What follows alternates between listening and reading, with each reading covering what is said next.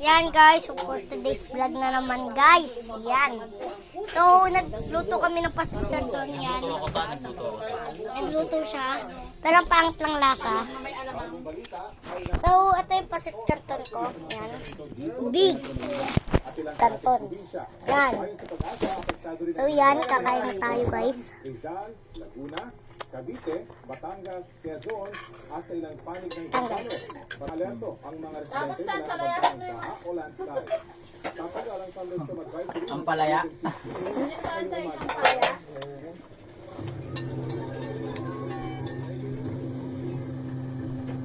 Ang palaya.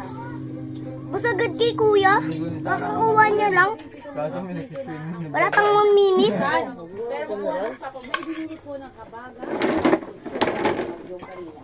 Sa huling tala ng NDRRMC, halos 3 pamilya na ang naperwisyo ng masamang Lubog pa rin po sa mga ang ilang saan ka kumain ng pambayad? Probinsya. Kasi may pambayad doon. Magkano yan? Pero dyan pera. May ilang umuwi na. Ngayon bukas na nakapagdama na basura. Makapal na puti o gamit ang bag sa kanila. Sa datos po Ma, kailan dadating order ko? ulat na patay, 2 po ang sugutan at 2 ang nawawala simula July 11.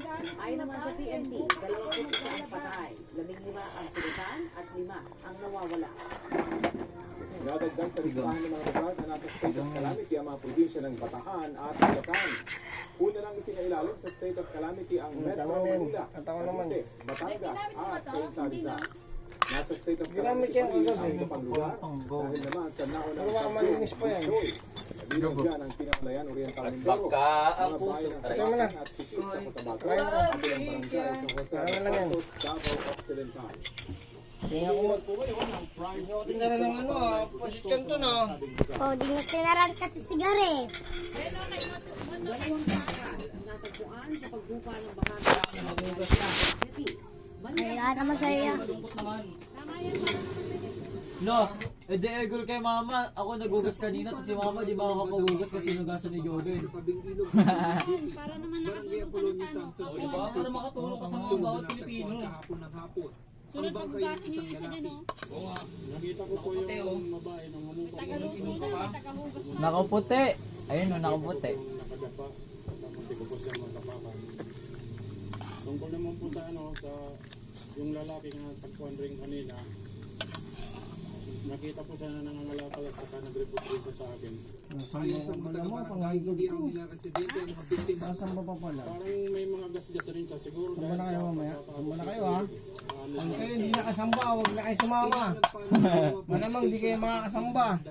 Bakas naman ang tindi ng pinsala na idinulot ng pagbaha sa isang subdivision ng Ang barangay. balik na. Sa tumingin tambak ang mga basura. Inanod din na rumaragas ang bahagi ng sasakyan.